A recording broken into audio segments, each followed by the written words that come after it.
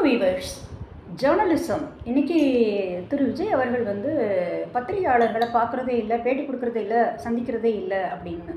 ஏன் பார்க்கணும் அப்படின்னு ஒரு பெரிய பத்திரிகையாளர் சொல்லியிருக்காரு. ரொம்ப தெளிவானவர், அழகான கருத்து. ஏன் பார்க்கணுங்கிற அவசியம் என்ன இருக்குது? அன்னைக்கு காலகட்டத்தில் ஊடகங்கள் வழியாக தான் வந்து தலைவர்கள் வந்து தங்களுடைய கருத்து தெரிவிக்க வேண்டியதாக இருந்தது. ஊடகங்கள் அந்த காலத்தில் பெருசாக இல்லை. அப்போ அந்த பத்திரிகைகள் வந்து பேட்டி கொடுக்க வேண்டிய ஒரு அவசியம் இருந்தது. இன்றைக்கி அப்படி இல்லை.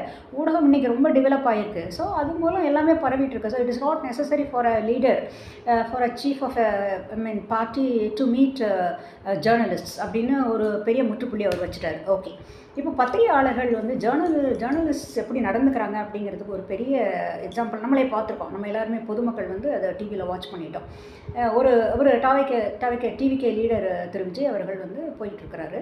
எல்லாருமே மைக் நீட்டுறாங்க. அதில் ஒரு பத்திரிகையாளர் அந்த மைக்கை கொண்டு திரு விஜய் அவர்களுடைய கன்னத்தில் இடிக்கிறார். அப்போது அந்த அளவுக்கு இருக்குங்க, அந்த அளவுக்கு இருக்குது இன்றைக்கி ஜேர்னலிஸ்ட். அப்போ யாருங்க இப்போ பேட்டி கொடுப்பாங்க? கொஞ்சம் யோசிச்சு பாருங்க. இதெல்லாம் சரியான முறையாக யோசிச்சு பாருங்கள். நீங்களே யோசிங்க, எல்லாருமே யோசிங்க.